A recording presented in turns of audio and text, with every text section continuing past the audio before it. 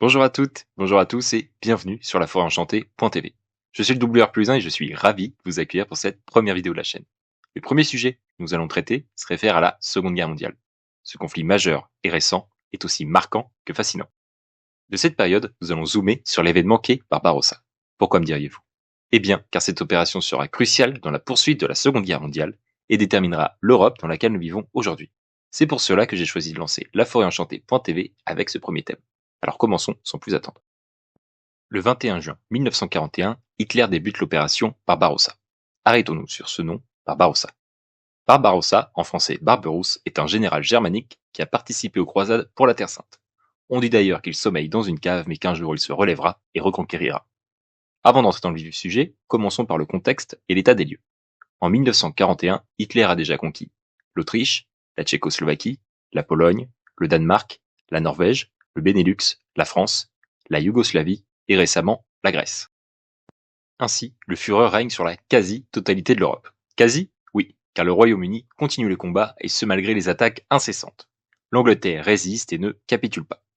Churchill ne compte pas baisser les armes et laisser l'Europe basculer dans le nazisme. Du fait de la spécificité du pays qui est une vaste île, le Royaume-Uni est très difficilement prenable. Surtout que sa flotte marine est connue pour être la plus performante au monde. Hitler doit donc trouver une alternative autre que purement militaire pour se défaire face à l'Angleterre. De plus, une autre problématique que les Anglais émerge lors de l'année 1941. Le manque de ressources et notamment de pétrole se fait ressentir. Face à la persistance de Churchill, les combats doivent continuer. La solution est toute trouvée, c'est celle d'attaquer l'ennemi numéro 1 du Reich, le communisme. C'est ainsi que naît l'opération Barbarossa.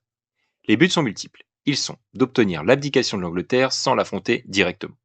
En effet, Hitler espère qu'en faisant chuter l'URSS, l'Angleterre prenne peur et se retire du conflit. L'objectif est également de s'approprier les ressources sur les territoires de l'URSS, notamment les gisements de pétrole, pour pouvoir remplir les stocks. Et le dernier but est de s'étendre à l'Est, comme le veut le concept du Lebensraum décrit dans Mein Kampf. Lebensraum signifie espace vital. Ce concept est décrit depuis 1924 par Adolf Hitler lors de son séjour carcéral. Il définit cela comme étant l'espace vital dont doit bénéficier le peuple allemand pour pouvoir s'épanouir. Cela doit se faire à l'Est, terre riche et vaste. Hitler veut faire de cette zone un nouvel Eldorado pour les familles allemandes.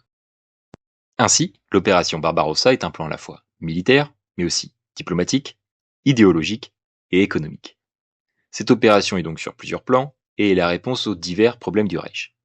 Après avoir mis la majorité de l'Europe sous son joug entre 1938 et 1941, Hitler lance l'offensive vers l'Est. En faisant cela, le pacte germano-soviétique est rompu. Ce pacte, signé avant la Seconde Guerre mondiale, garantissait à Hitler de ne pas être attaqué par Staline, et inversement. Le 21 juin 1941 débute la plus grande invasion terrestre de l'histoire. L'armée allemande est divisée en trois pour rejoindre de façon indépendante Stalingrad, pour son pétrole, Moscou pour ses usines, et Leningrad pour le symbole du communisme. La première partie de l'attaque est largement favorable aux Allemands. En Estonie, Lettonie, Lituanie, ainsi qu'en Pologne et Ukraine, les soldats allemands sont accueillis en libérateurs. Les femmes courent à leur cou et les hommes les félicitent. Le peuple les célèbre en héros. Au lancement de l'opération, les Allemands avancent donc très vite. L'URSS est dépassée, Staline est mutique. Il ne fait aucune réaction face aux attaques sur son territoire. Les avions allemands ont détruit les aérodromes soviétiques. Les troupes sont parties au combat, la fleur au fusil. Ils s'attendent à des combats courts et peu intenses. Les tanks percent facilement les lignes ennemies et des vastes tactiques d'encerclement sont faites. Le nombre de prisonniers communistes est un record. La capitale soviétique est désormais à portée des Allemands.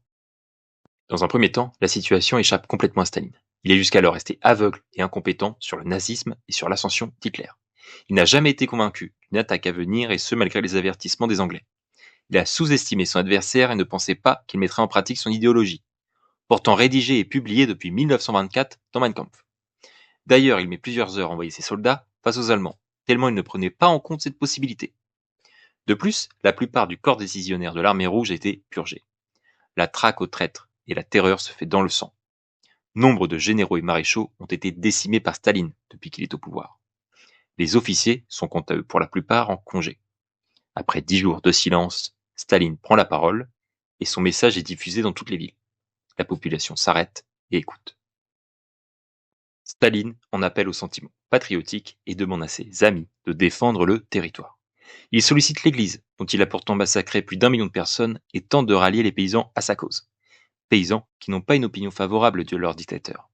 L'armée rouge tue toute personne évoquant une quelconque critique du régime et les terres agricoles ont été volées au profit de l'État. La peur que les classes populaires se rallient au Troisième Reich est importante. Sur le front, les combats font rage. L'armée allemande avance et conquiert du territoire. Mais, oui, car il y a un mais. Les territoires conquis sont mal gérés. L'opinion des populations bascule en quelques semaines. À l'arrière, les SS massacrent et font travailler jusqu'à la mort un peuple qui était pourtant en sa faveur. Plus le temps passe, plus il est favorable à Staline. Il fait appel à des Sibériens équipés et habitués au froid. Hitler interdit de battre en retraite. Après 3 ans de guerre, les hommes allemands sont épuisés et les matériaux manquent et sont de moins en moins bonne qualité. Les usines soviétiques ont été mises sur rail et envoyées à l'Est. Les gares sont brûlées, les chemins de fer détruits. Plus le temps passe, plus le plan Barbarossa tombe à l'eau. L'armée d'Hitler diminue, contrairement à celle de Staline qui se renforce de jour en jour. La logistique et le ravitaillement sont mauvais. Le front est trop large et les troupes trop dispersées. Il s'agit là d'ailleurs du front le plus large de l'histoire. La guerre rapide et éclair nommée Blitzkrieg, qui a fait le succès d'Hitler, n'a pu fonctionner en partie que sur l'utilisation de routes et rails de l'ennemi. C'est ici impossible. En URSS, il n'y a que très peu de routes. La plupart sont des chemins de terre qui ralentissent fortement l'infanterie. Le territoire est constitué en grande partie de forêts et marécages qui empêchent également d'avancer rapidement. Les chemins de fer ne sont pas du même diamètre qu'en Europe. Bref, rien ne va. La pluie arrive et la boue englue littéralement les troupes et la mécanique de la Wehrmacht. Le froid congèle les Allemands sur place. Jusqu'à moins 30, moins 35 degrés sont ressentis. L'opération Barbarossa tombe à l'eau. Le plan était trop ambitieux, trop large, trop vaste et l'épuisement des troupes total. L'ultime bataille de cette opération s'opéra à Moscou.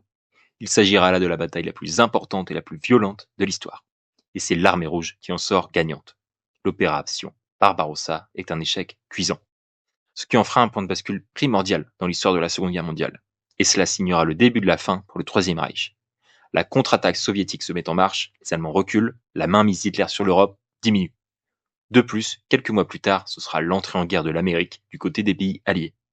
Et l'Allemagne va se retrouver étouffée aussi bien à l'Est qu'à l'Ouest. C'est la fin d'Hitler. S'il y avait une phrase pour résumer l'opération Barbarossa et la tentative d'attaque sur l'URSS, ce serait que si Napoléon n'y est pas parvenu, c'est que c'est impossible. Merci de m'avoir écouté. Merci à ceux qui sont restés jusqu'au bout. Et n'hésitez pas à faire des commentaires, des remarques, des critiques. Je suppose qu'il y a plein de choses à améliorer, mais je vous dis à très vite pour une prochaine vidéo sur un thème, vous allez le voir, tout à fait différent. Merci et à très vite.